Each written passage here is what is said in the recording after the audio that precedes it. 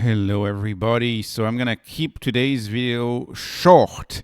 HIMS and TMDX pairs. What do I have to say about these two? Let me start with HIMS. So like I said today, two of my stocks got attacked. They're down heavily both this morning, especially TransMedics. But let's start with HIMS. So we have an analyst at HIMS that downgraded the stock, but frankly, I'm very confused. So he downgrades the stock and he talks about how compounded semaglutide might be the next one to go. And we know this, there's an appeal, but we know it's going to go probably within the next 3 months to 6 months, something like that.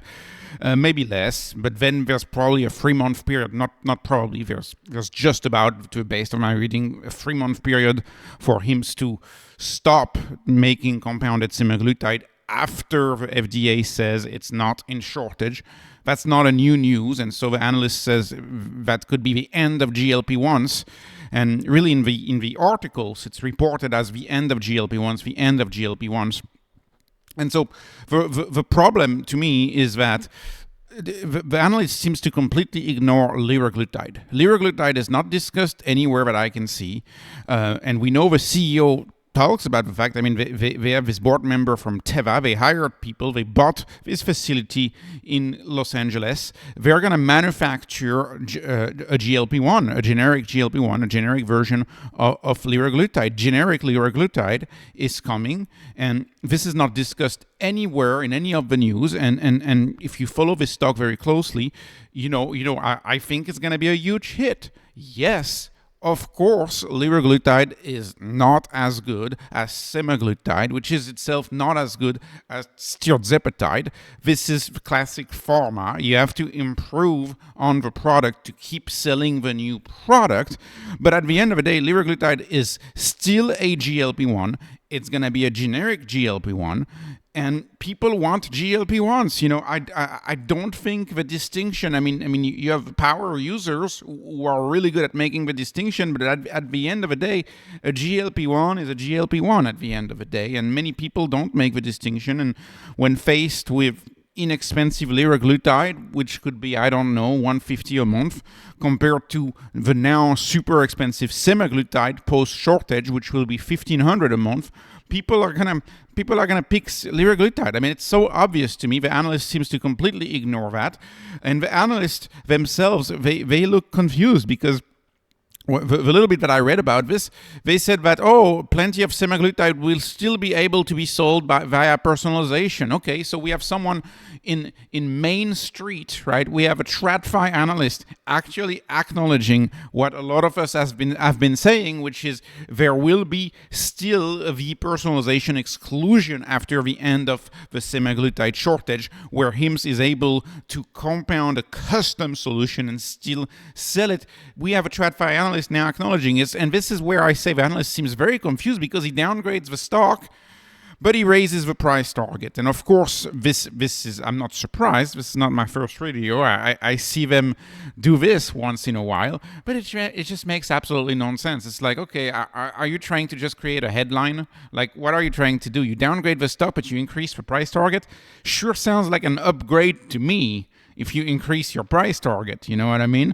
But anyways, it seems, I have no idea why liraglutide was ignored, but to me, that's the main thing I want to say about this conversation. But it's okay. We don't have to talk even about the specifics. We just can look at the number and assess a stock by the number, which is what I try to do on this channel, which is the growth has been steady and high. And it has taken a turn for the better in Q3. It has accelerated thanks to GLP-1s. And so we'll see, but as best as I can tell, Q4 won't be impacted. And so we might see another acceleration in Q4. At the end of the day, HIMS is making money right now, right? And that money may be used for buybacks, may be used for future marketing, may be used for whatever everyone makes, but that money goes to the shareholder at the end of the day. The stock is making money right now. And that's, I think, still going to increase in Q4. And maybe we'll go back to the steady 50-ish% growth and not the 77 to 80% growth that we see right now. Maybe we'll go back to 50% growth after the end of the shortage for semaglutide, maybe. But at the end of the day, this is a long-term growth story. As I highlighted yesterday, menopause is going to be enormous for HIMS, in my view. That's a total of 14 possible medication that they can compound and that they can sell to women who go through menopause. That's going to be a huge market for them. And so for HIMS, we started out when the stock was between $3 and $6. Everybody dismissed it and said, "Oh, it's just a D-pill company." And today we are in the 20s, in between 20 and $25, and I think we're going through a period of, oh, it's just a GLP-1 company. And then the market will be very confused when they start launching HRT, which I think is going to be their big deal. The big topic maybe of late 25, early 26 is going to be HRT for menopause and testosterone. That's their next huge market. They're starting with women and menopause, and maybe in 27 I'll be making videos telling you, oh, the market is saying it's just a testosterone company. It's like it's the attacks of traditional finance against HIMS are relentless. But they're getting it. They're slowly getting it, and they're going to start getting it more, in my view. And then I want to talk about TransMedics. Of course, TransMedics is down 14% right now. As you know, I own TransMedics. I'm slightly down on the investment. My average cost is in the 70s for TransMedics.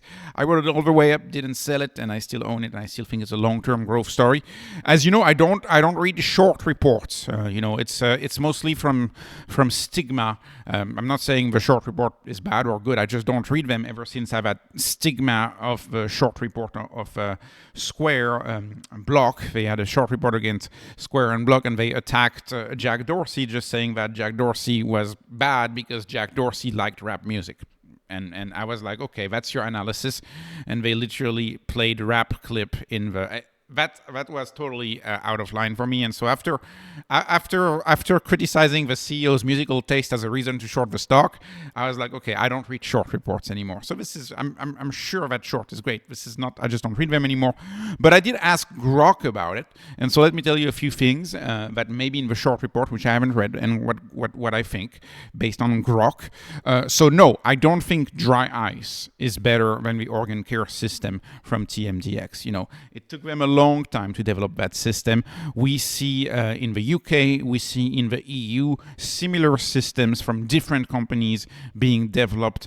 No, I do not believe dry ice is the best way to do it. I believe the organ care system is the best way to do it. I believe being able to collect an organ and keep it alive for a few days with an FDA-approved machine is the way to go. And yeah, you won't make me believe that flying an organ on dry ice is the best way to do it. Medicine advances slowly, but it advances still, and OCS is an investment. So that's point number one.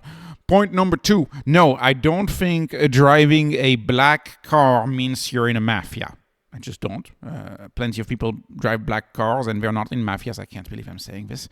And then number three is surgeons. So I actually think that surgeons not having to operate in the middle of the night is a big deal. It's a big improvement. It's not just about convenience. It is also an improvement on their life.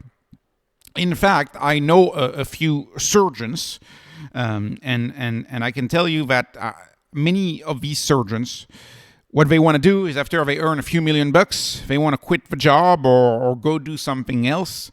They don't necessarily want to be surgeons their whole life because you see, surgeon, well, it can be a miserable night. You have liability, you have a lot of liability associated with that. For example, surgeons in the US, there's a special line for emergencies that, if it rings in the middle of the night, you better answer your phone call, or you're legally liable if you don't answer and you don't actually go. There's a lot of legal requirements for these professions. It's very stressful. Anything you can do to actually have them have nights of sleep and not wake up at 2 a.m. in the morning is important. This is especially important if you do a lot of transplants, where you have that legal aspect to your life. And I do think it's much better from the surgeon's life, and actually not having surgeons quits. Remember, surgeons make a lot of money in the US, like 700 or 800K. So these people, they can decide to quit really quickly. And that's because the job oftentimes is unbearable. I was having a conversation about that not too long ago, about that with a surgeon. Like they can't have Cheetos anymore. They tell me stories. It's not. I mean, it looks glamorous in the movies, but it is a highly demanding job in medicine. And anything you can do to make their life better, frankly, is good. And a lot of people don't want to work in the middle of the night. But when you're dealing with life and death, you really don't want these operations to take place at night. When you're dealing with life and death situations, TMDX is an improvement.